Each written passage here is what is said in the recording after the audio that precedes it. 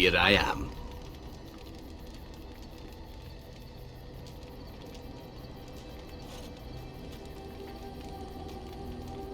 Oh, this should be good. Go ahead. Well now, I imagine that's a very fair question. Being an assassin, after all, is a living, at least as far as such things go. I was simply never given the opportunity to choose another way. So, if that choice presents itself, why should I not seize upon it?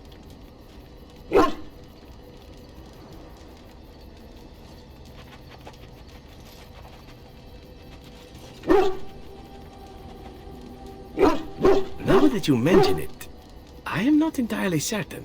I was but a boy of 7 when I was purchased, for 3 sovereigns, I'm told, which is a good price, considering I was all ribs and bone and didn't know the pommel of a dagger from the pointy end. The Crows buy all their assassins that way. Buy them young, raise them to know nothing else but murder, and if you do poorly in your training, you die.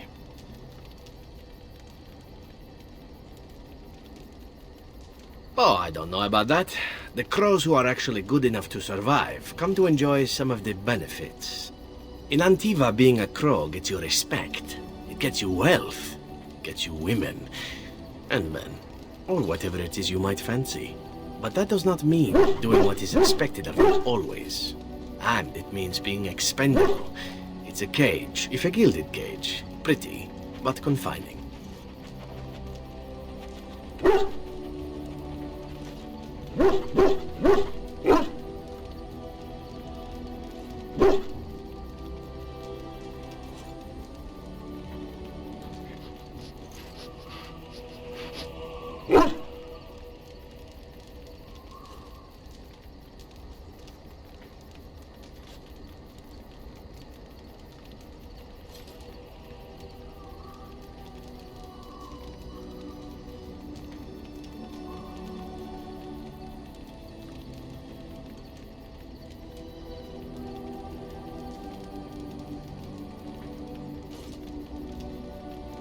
I fancy many things. I fancy things that are beautiful, and things that are strong. I fancy things that are dangerous and exciting. Would you be offended if I said I fancied you? This is good to know. As for what I'll do in the future, presuming that there is one, I truly can't imagine. It might be interesting to go into business for myself, for a change. Far away from Antiva, of course. For now, naturally, I go where you go.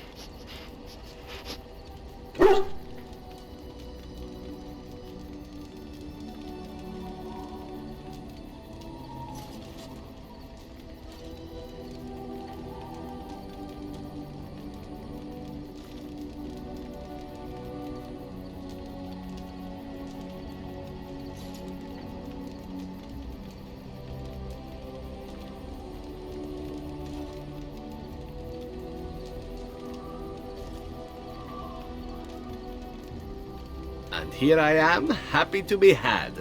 Isn't it wonderful how things work out that way? Come now, enough chit-chat. Talking about the Crows summons them, you know. Any Antivan fishwife could tell you so.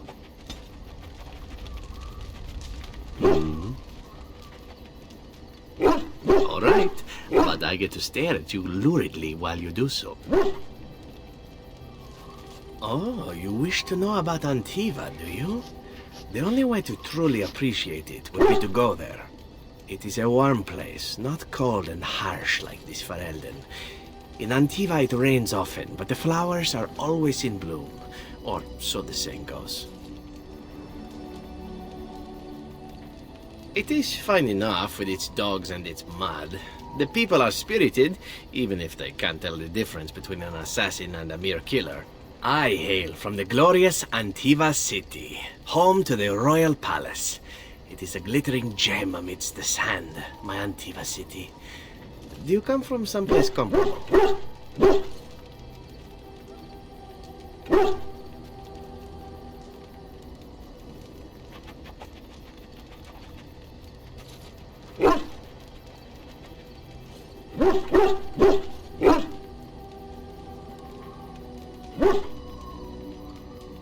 Oh, I have never seen that place. I am sure it has its charms, and its dogs. You know what is most odd? We speak of my homeland, and for all its wine and its dark-haired beauties and the lilo flutes of the minstrels, I miss the leather the most.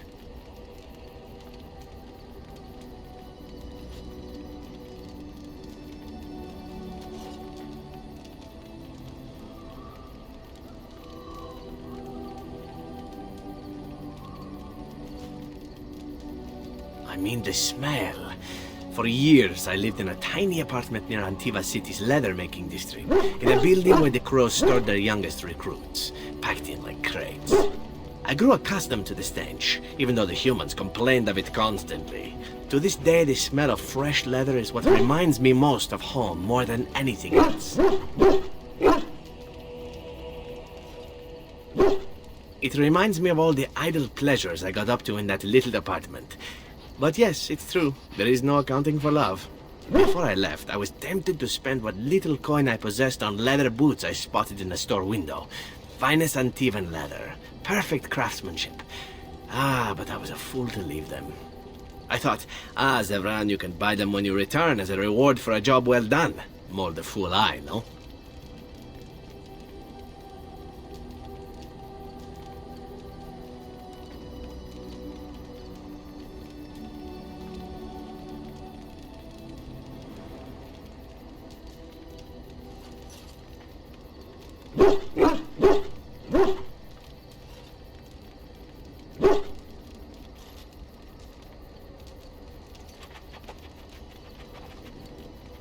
True, and it's a comforting thought. One simply never knows what is to come next. How could I have suspected I would end up defeated by a beautiful Grey Warden, a woman who then spares my life? I could not.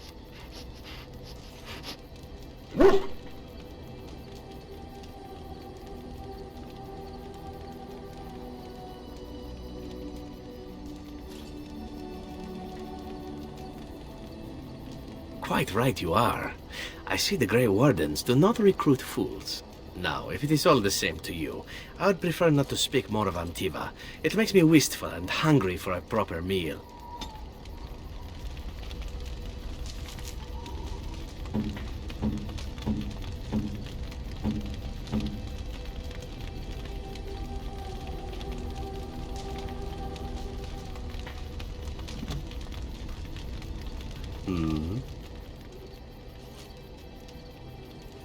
All right, but I get to stare at you luridly while you do so.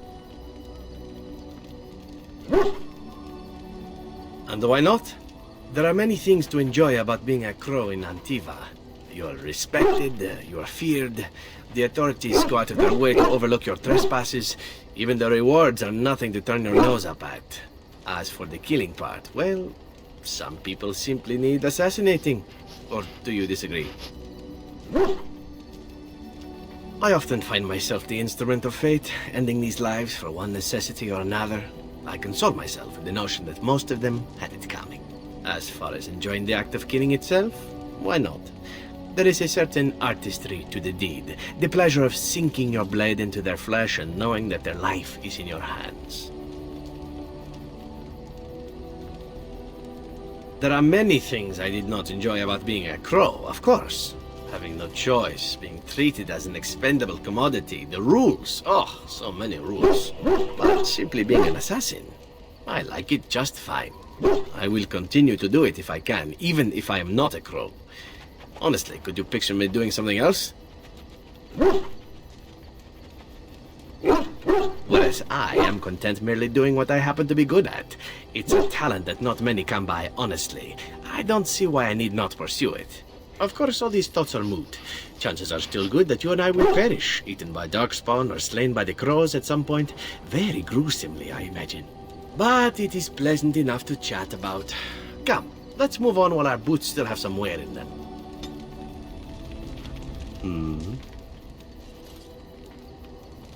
All right, but I get to stare at you luridly while you do so.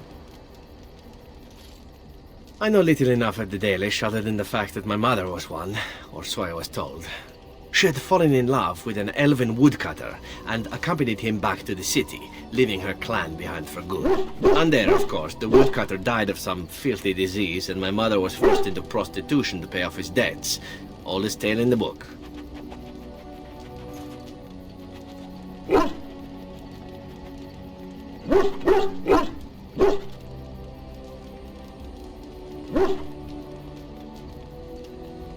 Is it?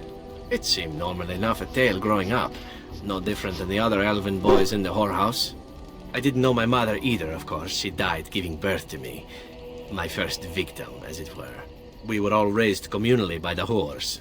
It was a happy enough existence, ignoring the occasional beating. Until eventually I was sold to the crows. I brought a good price, so I hear.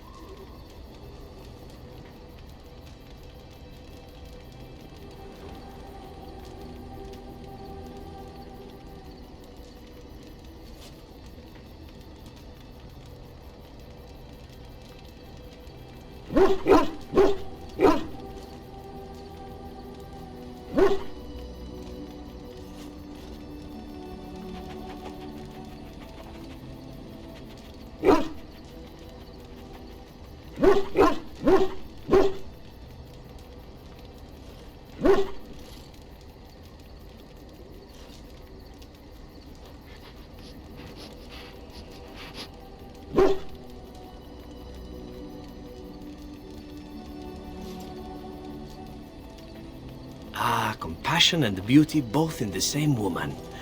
It is a delight, truly, though what you say is unnecessary, even if it is appreciated. It could have been much worse. Shall I tell you about what happened to the other whorehouse boys who did not fetch a decent price with the crows? Surely your life has not been so idyllic. People like you and I are not the product of happy lives of contentment, after all.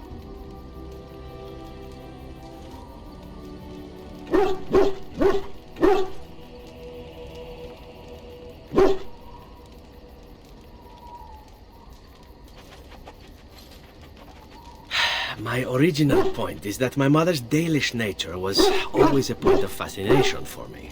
Through all the years of my crow training, the one thing of my mother's that I possessed was a pair of gloves.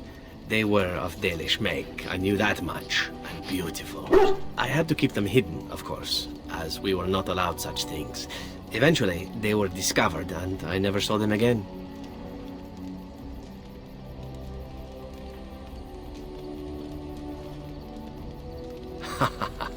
Oh, there has been plenty. To tell the truth, it is because I expected nothing more. Still, even I eventually thought that it would be better for me if I ran off to join the famous Dalish when one of their clans drew near Antiva city. Naturally, the reality did not live up at all to the fantasies I had constructed as a boy, staring at these gloves. But such is life. Come, enough talk of the Dalish. Let us move on.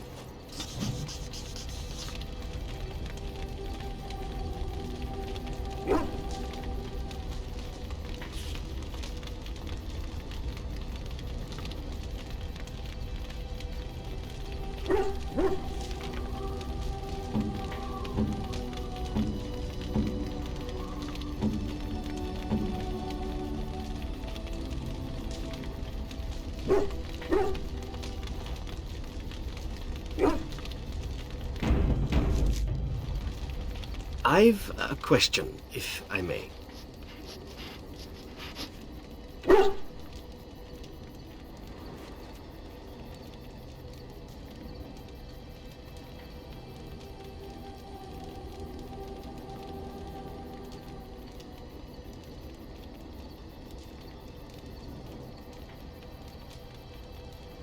Well, here's the thing.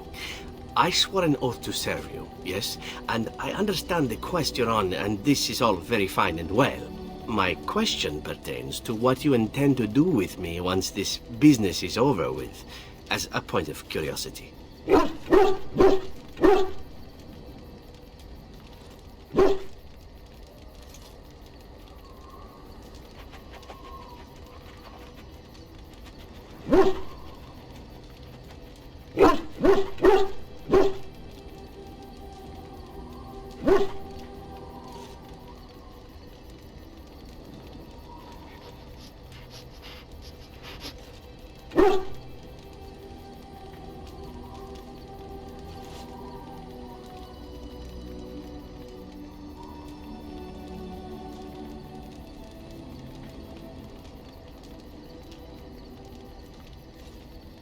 Of course it is afterwards. The ravishing part is a given.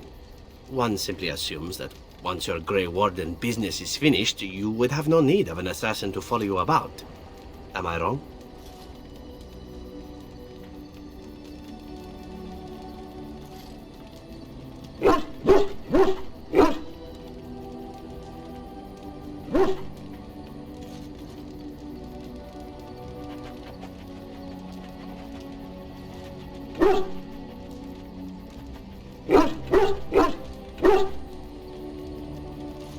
I'm sure I could come up with a few more if pressed.